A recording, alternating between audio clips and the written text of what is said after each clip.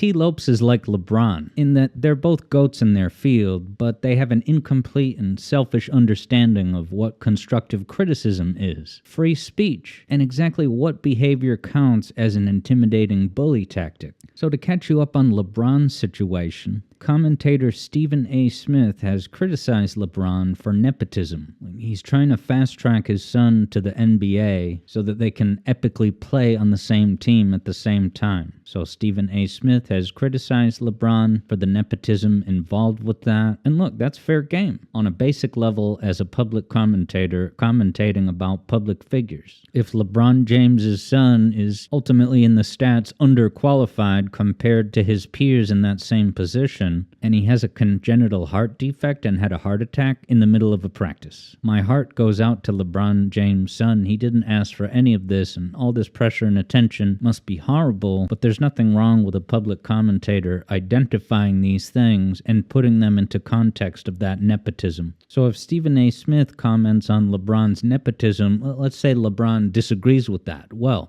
LeBron's move should then be to disagree effectively. If he doesn't think that what he's doing constitutes nepotism or unfair preference, skipping the queue, if you will, then LeBron should be perfectly willing and able to speak to his side of things. Instead, LeBron did not do this. Instead of responding to Stephen A. Smith's comments, what LeBron would prefer is that Stephen A. Smith simply refrain from talking about it. Refrain from talking about his son critically. A gag order, if you will, an implied muzzle. So pretty much what the Geek Critique did. Remember when the Geek Critique disagreed with me about a Sonic topic and he asked me never to respond to anything he says on social media? I quickly declined his suggestion because it poses a massive problem. And here we see LeBron James repeating the Geek Critique's same old tired mistakes, indulging in these echo chamber fantasies in order to protect a fragile ego that can't actually defend itself. But at least the Geek Critique gets a little bit of credit for going about this through DMs. LeBron takes things to a further dramatic level, and so does T. Lopes. What they do is take the additional step of making a public scene, hoping that the intimidation of saying the thing firmly will just chase the person away and thereby solve the problem. No, that's unacceptable. Look at this. Middle of an NBA game, third quarter, right after a timeout, LeBron walks up to Stephen A. Smith and confronts him in an emotionally charged way, saying, "Stephen A. Smith, don't shit on my son," right? Because LeBron James has that toxic positivity of the same kind that T. Lopes has.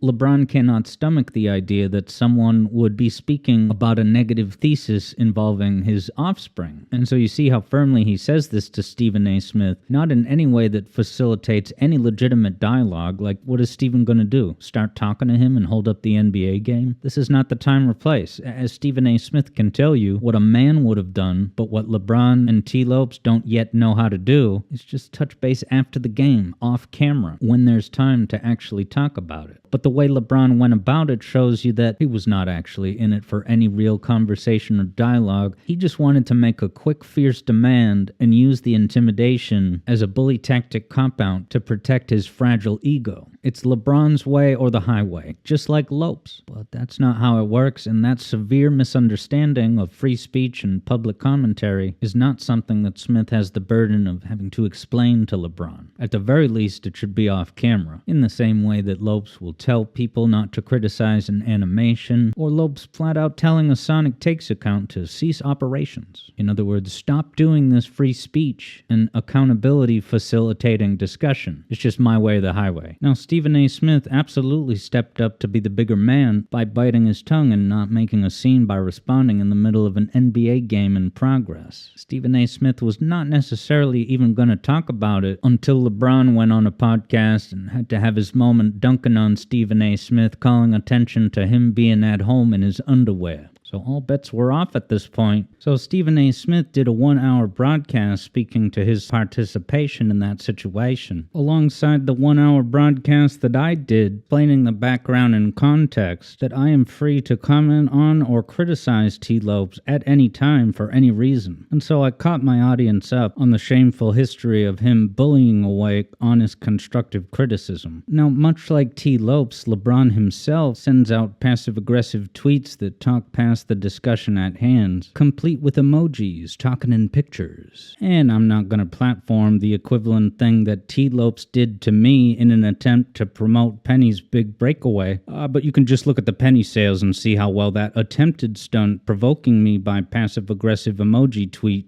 didn't work out. Now, Stephen A. Smith's only misstep in his entire passionate defense of his participation was to say that if LeBron had touched him, he would have swung. So I just got to step in and say that the correct action in that case, if LeBron had touched him, that would have been a problem, but the correct action would have been to just, walk away, shove him away at most, but just get out of there. It's never be fair to be ambushed so emotionally and threateningly like that, but you gotta just get out of there. There's no need to talk about fists and possibly doing a repeat of Will Smith and Chris Rock. So is Stephen A. Smith allowed to comment on LeBron in a critiquing manner? Yes. Is that fair and decent to do? Yes. And so Stephen A. Smith is now gonna tell you what his plan is for talking about LeBron or any other public figure in the future. My feelings about him are what they are, and it's based on personal interactions and what I've seen in terms of how I believe he's treated others. It's my opinion. It's none of anybody's business beyond that. His feelings are about me talking